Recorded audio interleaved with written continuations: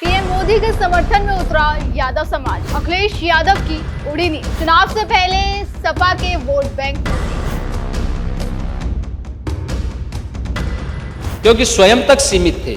आपका जो एक परिवार डेवलपमेंट अथॉरिटी थी ना, वो आपको अपने स्वयं के परिवार से बाहर नहीं सोचने देती।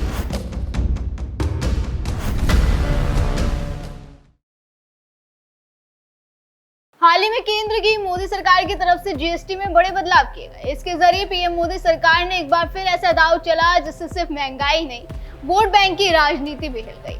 दूध, दही, पनीर और घी जैसे रोजमर्रा के डेयरी प्रोडक्ट्स पर जीएसटी के दरों में कटौती कर दी गई है। इस फैसले से यादव समाज भी काफी खुश नजर आ रहा है। इतना कि उन्होंने पीएम मोदी के लिए उत्तर प्रदेश में जगह जगह उनकी तारीफ में पोस्टर लगाए और यही बात अखिलेश यादव के लिए चिंता का कारण भी बन रही है। दरअसल अब तक जिन दूध उत्पादों पर 12% से लेकर 18% तक जीएसटी लगता था, उसे घटाकर 5% या 0 कर दिया गया है। इससे डेयरी कारोबार से जुड़े लाखों लोगों को राहत मिलेगी, खासतौर पर उत्तर प्रदेश, बिहार और हरियाणा जैसे राज्यों में जहां यादव समुदाय का वर्चस्व है। यूपी में यादव समाज ने इस फैसले पर खुशी जाहिर की है। कई डेयरी संचालकों ने कहा कि ये पहला मौका है जब केंद्र सरकार ने उनके परंपरागत कारोबार को सीधे राहत पहुंचाई है।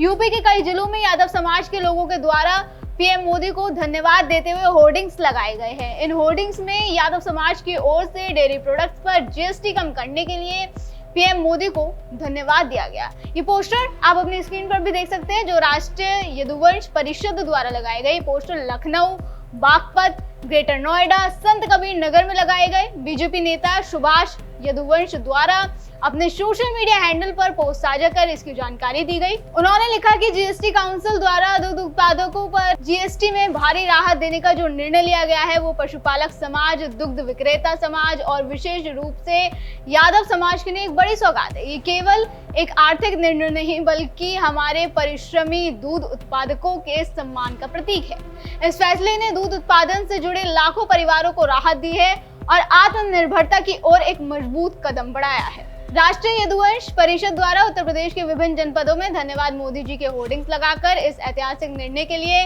प्रधानमंत्री को आभार प्रकट किया गया। हमें अपने प्रधानमंत्री पर गर्व है। अब इससे आप समझ सकते हैं कि मोदी सरकार का ये कदम सिर्फ आर्थिक राहत नहीं, बल्कि आगामी चुनाव के लिए बड़ी तैयारी भी है। सपा के गढ़ में सेंध लगाने की रणनीति यादव समुदाय लंबे समय से समाजवादी पार्टी का मजबूत समर्थक रहा है, लेकिन अब मोदी सरकार की ये चाल उनके मन को बदल सकती है। उत्तर प्रदेश में आगामी विधानसभा चुनावों और 2029 की रणनीति को ध्यान में रखते हुए ये फैसला बड़े राजनीतिक बदलाव की भूमिका बन सकता है। अगर यादव समाज का झुकाव बीजेपी की ओर हुआ तो सपा के लिए ये राजनीतिक भूकंप जैसा होगा। यादवों के प्रतिशत की बात करें तो यूपी की तमाम ओबीसी जातियों में यादवों की हिस्सेदारी करीब 19 से 20% है। वहीं यूपी की कुल आबादी में करीब 8 से 9% यादव वोटर इतने गोलबंद हैं कि मंडल से पहले और उसके बाद राजनीति के दोनों कालखंडों में उनका असर रहा है।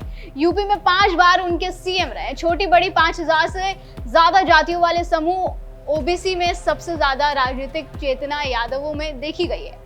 यूपी में ज्यादातर यादव सपा से जुड़े हैं, लेकिन बीजेपी ने गैर यादव ओबीसी के साथ साथ इस वोट बैंक में भी सेंध लगाना अब शुरू कर दिया है और उसे इसका परिणाम भी 2017 और 2022 के विधानसभा चुनावों में देखने को मिला था। लेकिन 2024 के लोकसभा चुनाव में अखिलेश यादव ने पीजे फॉर्मूला चलाया, यानी पिछड़ा, दलित, अल्पसंख्यक, और इसी बलबूते उन्होंने यूपी में अच्छी सीटों पर जीत भी हासिल की थी लोकसभा चुनाव में।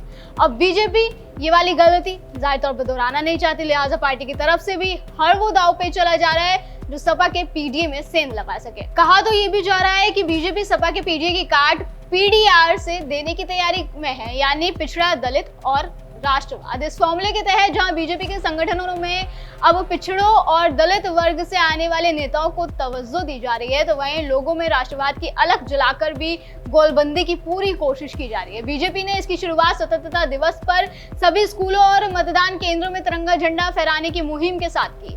सभी बड़े शहरों में तिरंगा यात्रा निकाली गई और हर घर तिरंगा की मुहिम को बढ़ावा भी दिया गया।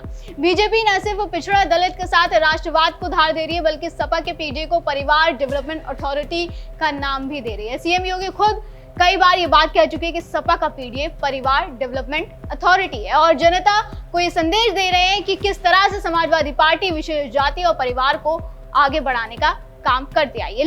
कुछ लोग उससे ऊपर उठ चुके हैं। इसलिए उसमें आप लोगों की सोच नहीं थी, करना भी नहीं चाहते थे, विजन भी नहीं था, क्योंकि स्वयं तक सीमित थे।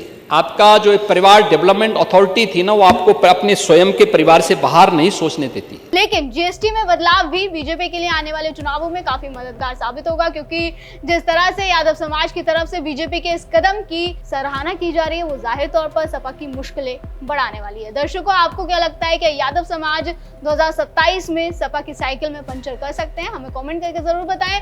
फिलहाल आज की वीडियो में बस इतना ही, अगली बार फिर होगी मुलाकात। आप देखते रहें DNP इंडिया, हर खबर भरोसे के साथ।